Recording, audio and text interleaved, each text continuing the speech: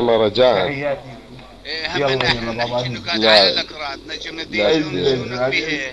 اذا فاضل نحكي نكات على الاكراد، شلونك بيها انت؟ شلونك بيها انت؟ يلا عاد ننزل يا اخوان ننزل.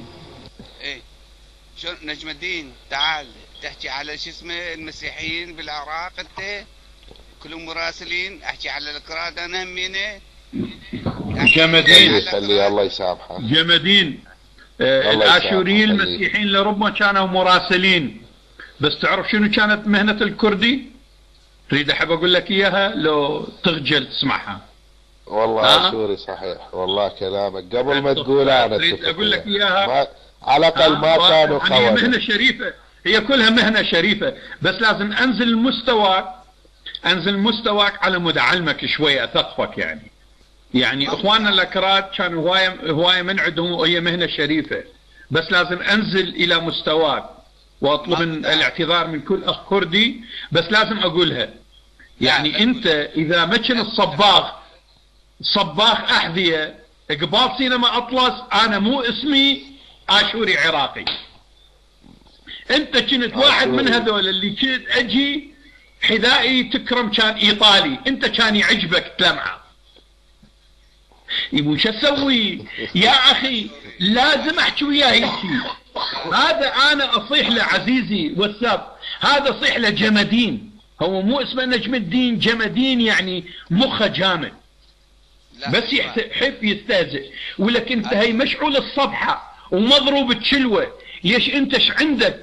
موقعك منيه؟ وين انت على مود ثابت وجودك؟ وما ثابت وجودك بسبب الفسطال الامريكي.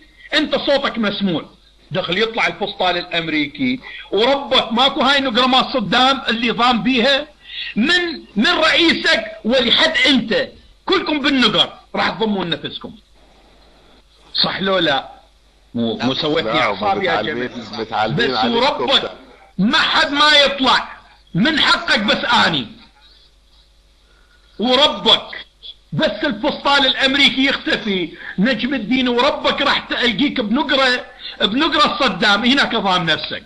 وكمال شلون وتخلي الريشة الاشورية تقول اني مو كردي، اني من اصول اشورية. والله العظيم يا اخي لا تحرشون بي يا اخي، اني اشوري ضميت نفسي بالنقرة. شو اسوي على مود لحد لا يعرف انا كردي يا اخي. هاي طبعا هو هيك يحكي بالمناسبة.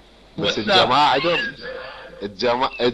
عندهم ترى عندهم خبرة، عندهم خبرة بنقرة السلمان، لا تخاف عليهم. عزيز شو ما عندهم، عزيز شو ماكو، هي الختلات بالجبال كلها نقر هناك. شو ما عنده هو هذا المضروب تشلوه نجم الدين. كان يسوي يضرب الطلقة بس ايده يرفعها راسه بالنقرة، وخطية من يضربها الا ما تشوف طيرين وقع. ولا يقول لك خلي بسر انت تشري غماد براسك. هاي وين ضربتها؟ ضربها بالهواء ووقع طيرين خطية، لا ماكلين ولا شاربين.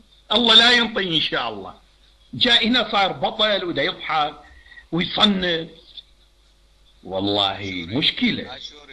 اشوري لحظة، لحظة، انت ليش تهجم على الشعب الكردي؟ لا انا ما حاجم على الشعب الكردي،